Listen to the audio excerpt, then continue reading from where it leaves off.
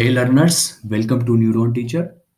जैसा कि आप लोगों को अभी तक पता चल गया होगा कि सीबीएसई ने सारे स्कूल्स को क्लास 10 के स्टूडेंट्स के परफॉर्मेंस को लेकर के टर्म वन में जो रिजल्ट था, ठीक है, उसे कम्युनिकेट कर दिया है सारे स्कूल्स को, ठीक है।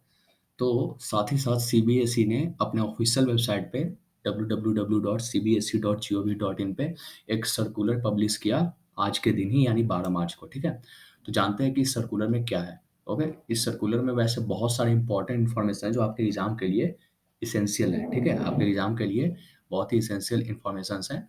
सो इस वीडियो को लास्ट तक देखेंगे। ओके, तो सब्जेक्ट है performance of the students of class 10 in term one examination. Okay, term one examination में क्लास 10 के स्टूडेंट्स की परफॉर्मेंस। ओके, तो ये फर्स्ट पारा में सीबीएसई ने कहा है कि 21 से 22 सेशन के लिए बोर्ड एग्जाम्स का जो कंडक्शन है टर्म वन और टर्म टू दो टर्म में कराया जा रहा है, ठीक है। ओके, तो जैसा कि आपको पता है कि सीबीएसई ने सारे स्कूल्स को टर्म वन एग्जाम के रिजल्ट को कम्युनिकेट कर दिया गया है। साथ ही साथ सीबीएसई ने बहुत सारी इंपॉर्टेंट इन्फॉर्मेशन यहाँ जारी की है, लगभग 14 इन्फॉर्मेशन है इसमें, ठीक है। और ये सारे ही लगभग लगभग इंपॉर्टेंट है, तो अच्छे से इसे समझेंगे। Okay, the board is informing the schools only about the theory performance of their students of class 10 in a collective manner. Hence, the performance of individual student will not be available on the website. Okay. Board जो है schools को class 10 के students हैं, उनके बस theory performance के बारे में ही स्कूल्स को इन्फॉर्म कर रहे हैं, वो भी कलेक्टिव मैनर में, यानी एक पीडीएफ के फॉर्म में होगा, मेल कर रहे हैं उन्हें, ठीक है, या एक्सेल के फॉर्म में, ठीक है। बोर्ड क्या कर रही है, स्कूल्स को केवल थ्योरी परफॉर्मेंस के बारे में स्कूल्स को मेल कर रही है। इसलिए हर एक स्टूडेंट का, ठीक है, इंडिविजुअल स्टूडेंट का परफॉर्मेंस वेबसाइट पे अवेलेबल नहीं होगी।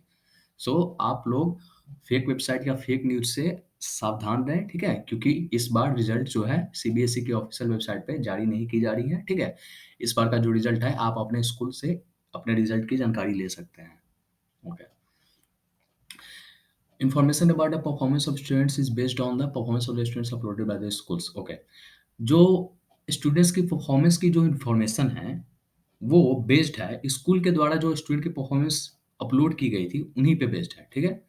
तो वैसे सब्जेक्ट जिनका जिसका स्कूल के द्वारा असेसमेंट नहीं लिया गया था, ठीक है?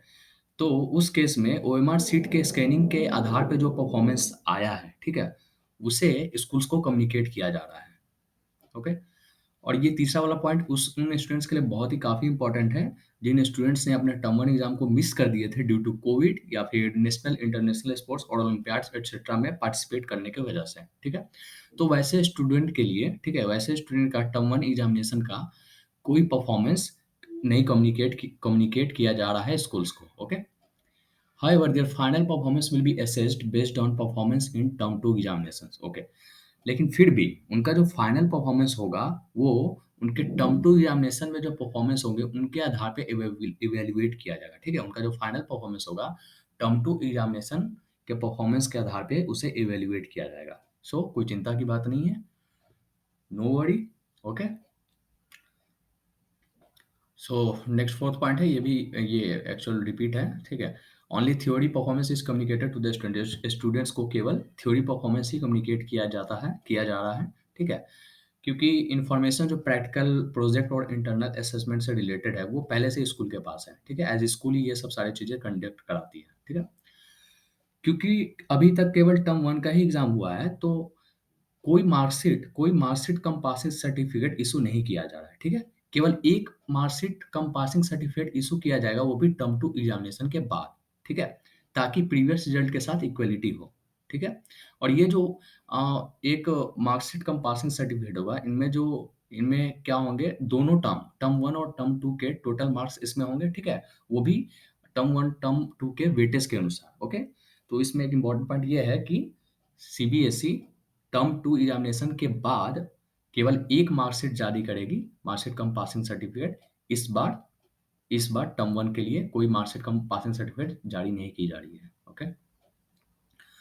नेक्स्ट जो ये 6 पॉइंट है, बहुत इंपॉर्टेंट है, ठीक है। आप लोगों ने फेस किया होगा, कई लोगों ने जब टर्म 1 का एग्जाम आप दे रहे होंगे, तो कई स्टूडेंट्स उन्हें हार्ड पेपर फेस करना पड़ा होगा और कई स्टूडेंट्स को कंपैरेटिवली ईज़ी पेपर फेस करना होगा। तो टर्म 1 एग्ज़ामिनेशन के क्वेश्चन पेपर्स के 2 सेट है, ठीक है? तो उन दोनों सेट के बीच जो डिफ़िकल्टी लेवल थी, ठीक है? उनको एड्रेस करने के लिए, उनको ठीक करने के लिए, ठीक है? सीबीएसई जो है नीडफुल एक्शन लेगी, ठीक है? नीडफुल एक्शन लेगी फाइनल रिज़ल्ट के प्रिपरेशन के टाइम पे, ठीक है? जब फाइनल रिज़ल्ट प्रिपेयर होगा टर्म 2 एग्ज़ाम के बाद, ठीक है? तो फाइनल रिज़ल्ट के प्रिपरेशन के टाइम पे सीबीएसई जो है नीडफुल जो भी एसेंशियल एक्शन है, इस पे लिया जाएगा, ठीक है? तो कोई चिंता की बात नहीं है। और ये बहुत इम्पोर्टेंट पॉइंट है, बहुत इम्पोर्टेंट है, ओके? सो देखते हैं।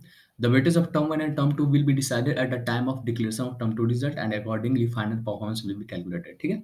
टर्म 1 और टर्म 2 एग्ज़ाम का जो वेटेज है, अभी तक डिसाइड नहीं हुआ है। ये जो डिसाइड किया जाएगा, वे टर्म 2 रिजल्ट के डिक्लेरेशन के टाइम पे डिसाइड किया जाएगा, ठीक है? फिर उसी के अकॉर्डिंग स्टूडेंट का फाइनल परफॉर्मेंस कैलकुलेट किया जाएगा, ठीक है? तो जो स्टूडेंट्स ये मान के अभी तक बैठे हैं कि ये जंक्शन मान के बैठे हैं कि टर्म 1 और टर्म 2 में 50-50% वेटेज होगा, तो ऐसा नहीं भी हो सकता, ठीक है? इसे कन्फर्म मत मानिए। ऐसा भी हो सकता है कि टर्म 2 का वेटेज ज़्यादा हो और टर्म 1 का वेटेज कम हो, ठीक है?